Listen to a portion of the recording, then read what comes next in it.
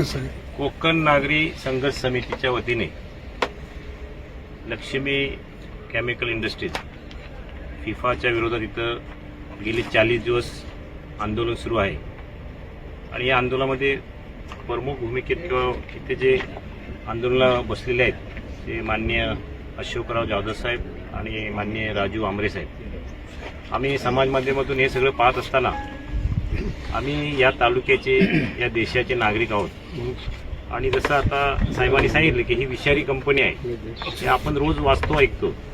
मग अशी कंपनी आपल्या अगदी शेजारात येऊन इथं उभी आहे आणि आपल्या येणाऱ्या पिढीचं भावी पिढीचं भवितव्य काय, आपले तर दिवस गेले। तर हे सगळं आम्ही पाहत असताना रमजान महिना चालू आहे, उपवास चालू आहेत, रोजे चालू आहेत। तर आमची खेडमध्ये मुस्लिम समाजाची एक मोठी संघटना आहे जमी जमातुल मुस्लिमीन खेड तालुका, तसेच अंजुमन दर्दमंदान तालीम व तरक्की। तर आम्ही या माध्यमातून 1-2 दिवस असं विचारविनिमय करून अशोकरावांशी आम्ही संपर्क केला आणि आज इथं पोहोचलेलो आहोत। जसं आता माझ्यापूर्वी आमचे बुजुर्ग रफिकभाई माडिक म्हटले किंवा आमचे मौलाना वजीदुद्दीन परकर की या आंदोलनामध्ये आम्ही यापुढे सहभागी हो, जेव्हा जेव्हा इथे गरज लागेल तेव्हा तेव्हा मोठ्या प्रमाणात इथं पोहोचू आम्ही, असं इथं मी जाहीर सांगतो। मला वाईट एवढंच वाटतं इथं की आम्ही जनता जी आहोत, जनतेचे आमचे प्रतिनिधी आम्ही निवडून देतो, मग विधानसभा असेल किंवा लोकसभा असेल। आत्ता नुकत्याच स्थानिक स्वराज्य संस्थाच्या निवडणुका झाल्या, तर आम्ही लोकप्रतिनिधी निवडून देतो आणि जर अशोकराव आज 65 वर्षाचे आहेत, 70 वर्षाचे आमचे आसपास राजू आमरे भाई आहेत, मग अशा लोकांना जर इथं आंदोलनाने उपोषण करावं लागतोय आणि ते 40 दिवस होऊन गेलेत, मग आम्ही ह्यांना निवडून देते कशासाठी?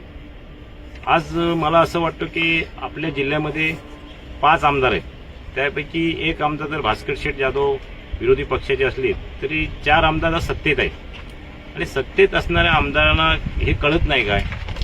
आम्ही जे आमचं अनमोल जे मतदान करतो, वोट देतो, ते कशासाठी देतो आम्ही?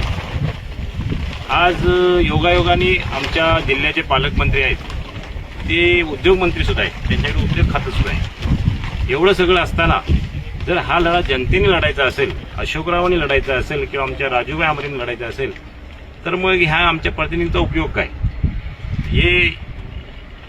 हे सगळं अगदी कळकळीची विनंती आहे सगळ्याला ह्या समाज माध्यमातून की ह्या लढ्याला आपण जिथं जिथं आमचा या आवाज किंवा ह्या अशोकराव किंवा आमचे आमरे साहेब यांचा आवाज पोचेल, लोकांनी इथे येऊन सहभागी व्हावं, सामील व्हावं आणि आपल्या भावी पिढीला, आपल्या ह्या परिसराला वाचवावं, एवढीच मी विनंती करतो।